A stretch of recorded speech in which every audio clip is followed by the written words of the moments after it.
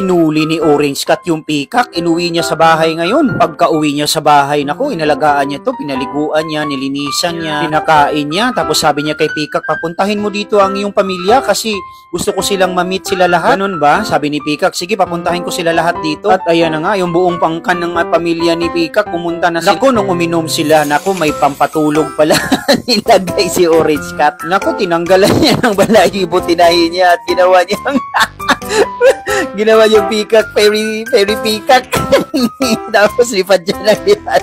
Napakayaman na ni Orange Cat. Sabi nung manager niyan, Tupa, andito na yung ating pinakamayaman na Orange Cat. May sasabihin lang siya, pumasok kayo lahat kasi after nito, pakainin tayong lahat at bigyan tayo ng pera. At bukod pa dyan, dadalhin niya tayo sa iba't ibang lugar. Magbabakasyon tayong lahat. Grabe, napakayaman talaga, nilibre niya lahat. Tapos sabi ni Orange Cat, sige, pila kayo kasi kakain na tayo sa mamahaling restaurant. May bodyguard pa, pag inom nila, nalason sila lahat.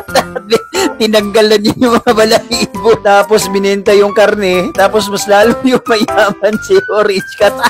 Ay! Pinasabog ni Orange Cat yung butas, nagsipaglabasan na yung mga daga. At nung lumabas, inuwi niya ito. Tapos nugasan niya, tapos kinarni niya lahat. Ibinalot niya ng dahon ng saging, tapos para masarap. Tapos inano niya to, pinakuluan. Tapos tinawagan siya si Hedgehog. Hedgehog, punta ka kasi may masarap akong pagpumunta naman si Hedgehog. Pagkain ni Hedgehog, naku, nalason. Tinanggalan ng balahibo. Ginawang damit ni Orange Cat. Tinawagan niya yung mga anak niya, punta kayo kasi para lulusog kayo. Sumali pala sa contest ng Dragon Boat.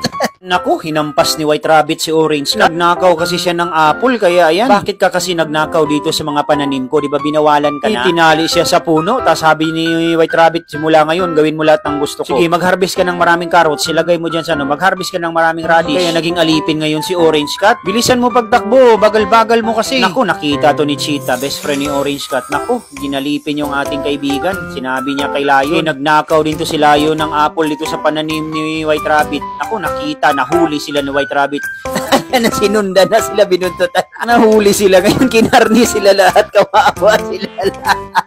Nag-date si Orange Cat at saka si White Cat. Tapos in love sila sa isa't isa. Tapos maya-maya, hindi sila nagkaintindihan. Nag-lovers quarrel sila dyan. Nagkasagutan sila. Sabi ni Orange Cat, gusto ko nang umuwi kasi gutom na ako. Pagbigyan mo na ako. Nag-away pa rin sila. Naku, biglang tumalon si Orange Cat dyan sa tubig. Nagulat si White Cat kaya umiyak siya ng umiyak dahil tumalon. Hindi na bumalik si Orange Cat. Kaya tinanong siya nitong mga magre-rescue. Hanggang ginabi na lang wala pa ring Orange Cat. Orange Cat, bakit mo pa iniwan? Pagbukas niya ng pinto, naku, nandyan pala si Orange Cat, nakauwi na kasi gutom.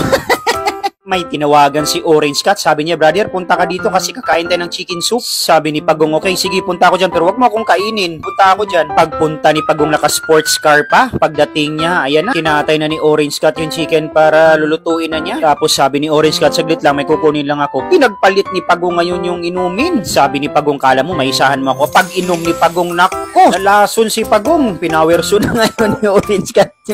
Ang tigas kasi. Tapos nilagay niya sa kanyang ulo at saka chest. Nagmukha na tuloy siyang sundalo. Ayan, sarap sa chicken soup.